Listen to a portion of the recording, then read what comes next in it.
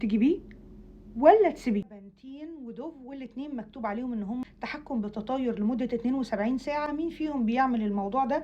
بصراحه بحس الاتنين كانوا زي بعض في الموضوع ده، يمكن بنتين اعلى سنه في حته التطاير دي، ولكن برضو الشعر مش بيكمل يومين مثلا، بيكون هاش، مش اكتر حاجه يعني تقدري تعتمدي عليها لوحدها.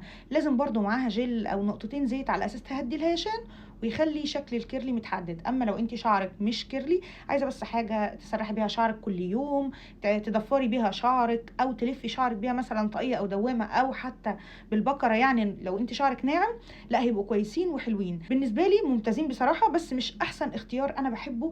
زي ما قلت لكم انا اغلب انواع بديل الزيت لما بتدي ترطيب بزياده، لا انا ببقى محتاجه حاجه تكون فيها ترطيب وفي نفس الوقت هولد شويه، انها تمسك شعري وتمسك الكيرلي. لما احط معاها جل تبقى ماسكه نفسها تقعد معايا بالايام، ولو مش حاطه برده تقضيني كده 3 ايام ولا حاجه. فيهم اعلى في الترطيب بنتين طبعا، ده مش احسن نوع بالذات اللي هو اللي لونه يعني اللي فيه بتاع صفرة كده، ده مكتوب عليه ايه؟ الزيوت المغذيه. سلام، مع ان مكتوب فيه زيوت مغذيه بس لا مش احسن حاجه يعني، ما حسيتش فيه بالترطيب القوي ده. لكن ده حلو وكنت اوقات بستخدمه كبلسم وريحته جميله جدا.